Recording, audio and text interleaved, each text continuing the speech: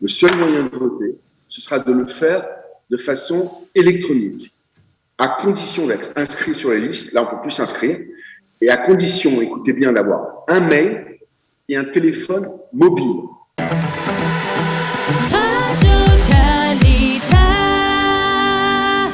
Et nous recevons aujourd'hui le député de la 8e circonscription, le député Meir Habib. Meir, bonjour.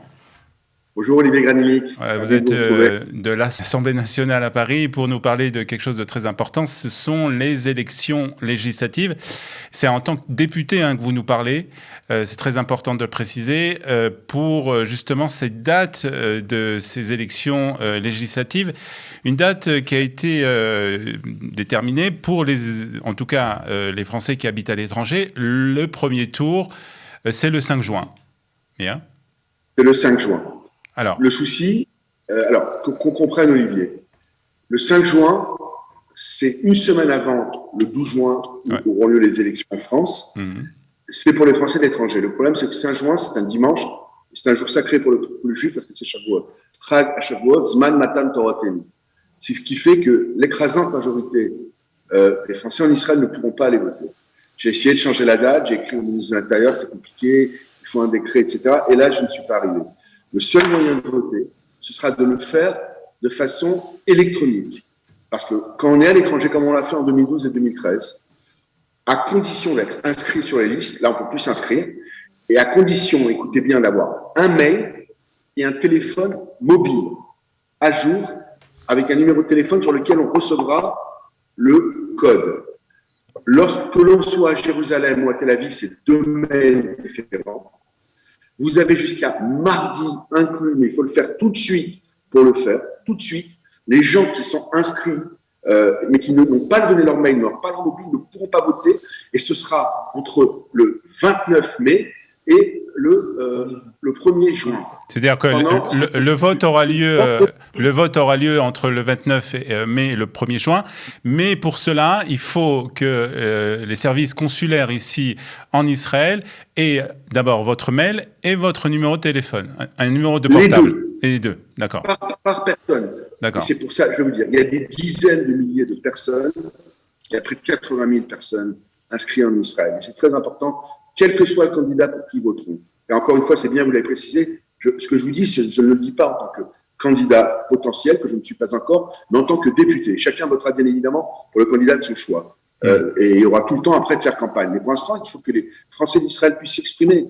Et c'est extrêmement important. Et donc, le seul moyen, encore une fois, c'est d'avoir un mail personnel et un portable. Et en 2 minutes, là, s'ils envoient, par exemple, ou à Jérusalem, ou à Tel Aviv, un numéro WhatsApp, s'ils ont des difficultés, beaucoup de gens nous appellent à l'Assemblée, mes collaborateurs les aideront à ce qu'ils remplissent, c'est-à-dire qu'il faut un mail avec un accusé de description, monsieur, exemple Olivier Granillic, mets-le avec telle adresse et mon numéro de portable. Et ça y est, après, il y a un gros travail au niveau des consulats qui rentreront dans les données pendant 5 jours. C'est facile, c'est pas un jour, c'est du vendredi matin jusqu'au mercredi d'après, avant la semaine de l'élection.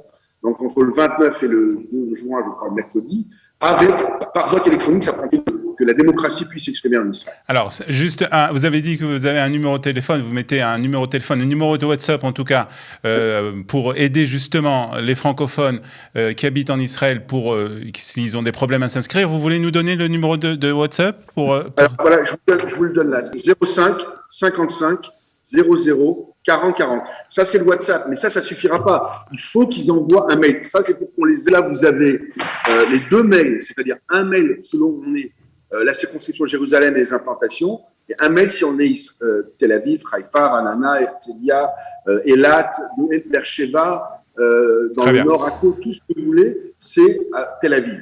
Alors, il y a 2 circonscriptions qui, j'espère, un jour seront réunies, parce que moi, vous savez très bien que je pense qu'il faut qu'il y ait une seule circonscription Israël, y compris Jérusalem, mais pour l'instant, ce n'est pas encore le cas. On verra ça, j'espère, dans la prochaine mandature, on essaiera de réunifier tout ça. Très bien. Donc, la chose la plus importante à retenir, c'est donc de s'inscrire le plus rapidement avec votre mail et votre numéro de portable, afin de pouvoir voter par correspondance, par Internet, pour le premier tour des élections. Alors, on ne peut plus s'inscrire les gens qui ne sont pas inscrits. Il faut être déjà inscrit. Il y a des gens qui ne le savent pas, mais les gens savent en général s'ils sont inscrits ou pas. Mais il y a un très grand nombre de franco-israéliens qui sont inscrits. Ils reçoivent les courriers de l'ambassade, ils sont sur les listes électorales, mais ils n'ont pas de mail et pas de portable. Ouais, donc c'est très important de le faire. Évidemment, les bureaux sont ouverts à Shavuot, mais il va de soi que Chag HaShavuot, l'écrasante majorité du peuple juif respecte la fête, respecte la halakha. En tout cas, c'est la chose la plus importante pour le moment à faire. Et puis, bien entendu, on aura sans doute l'occasion de se retrouver pour parler de l'importance de ces élections et l'importance aussi de voter à ces législatives. Merci beaucoup, en tout cas, d'avoir été Merci Olivier avec Grani. nous. Merci beaucoup. Bonne journée.